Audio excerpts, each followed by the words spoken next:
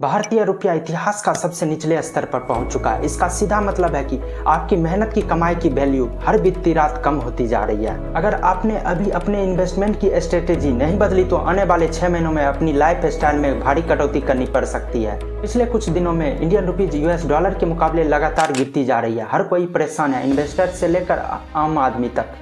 हम डिटेल्स में हिस्ट्री से लेकर आज तक किस तरह इंडियन रुपीस परिवर्तन हुई है इसको समझते हैं। फिर आप इस वीडियो के अंत तक खुद समझ जाएंगे कि आपके जेब पर क्या असर पड़ने वाली है और आने वाले दिनों में क्या इंडियन रुपीज स्टेबल हो पाएगी या नहीं हो पाएगी। 1947 जब $1 1 रुपीज के बराबर था, उसी टाइम हमें एक तगड़ा झटका लगता है। भारत से पाकिस्तान को अलग कर दिया गया। बहुत सारे इन्वेस्टमेंट कंपनी और फैक्ट्री पाकिस्तान चला गया। लेकिन उस टाइम भारत पर विदेशी कर्ज बहुत कम था, यूएस डॉलर का भी डोमिनेंस इतना नहीं था, तो उस टाइम इतना इम्पैक्ट हमारे देश के ऊपर नहीं पड़ा। फिर टाइम आता है 1966 जब $1 = 17.5 रुपीज हो चुका था।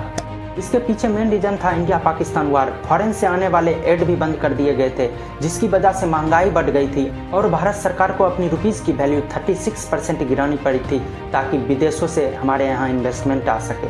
फिर आता है 1990 का दशक। 1991 में हमारे देश के ऊपर इकोनॉमिक क्राइसिस आ गया।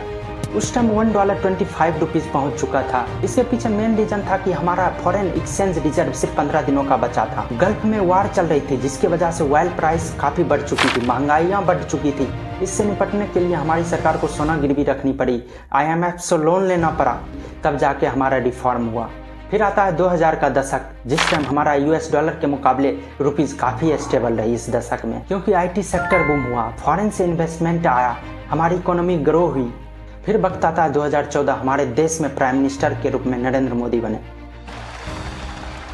मैं नरेंद्र दामोदर दास मोदी ईश्वर की शपथ लेता हूं कि मैं विधि द्वारा स्थापित भारत के संविधान के प्रति सच्ची श्रद्धा और निष्ठा रखूंगा। उस टाइम $1 की वैल्यू 60 रुपीज़ हुआ करता था, लेकिन आज 2026 मार्च में हमारी यूएस डॉलर के मुकाबले रुपीज़ 95 के करीब पहुंच चुका है। क्योंकि इसके पीछे मेन रीजन है कि यूएस ने हमारे ऊपर लगभग 18% का टैरिफ लगा दिया है। पिछले एक महीने में फॉरेन इन्वेस्टर 1 लाख करोड़ से ऊपर रुपया निकाल चुके हैं। तेल में हमारा देश विदेशों से 80% तक इंपोर्ट करता है। आज ऑयल की प्राइस लगभग $100 पर बैरल पहुंच चुका है, जिसके वजह से इन्वेस्टर सेफ एसेट ढूंढ रहे हैं। हम एक्सपोर्ट से ज़्यादा इंपोर्ट करते हैं।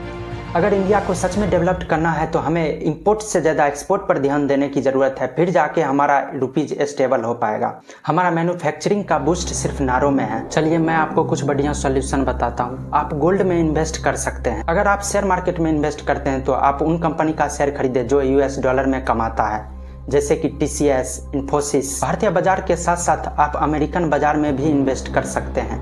महंगाई बढ़ेगी तो ब्याज दरें भी बढ़ेगी, तो अभी फालतू का लोन नहीं ले। Lastly, thank you so much watching this video. मिलते हैं किसी नई टॉपिक के साथ।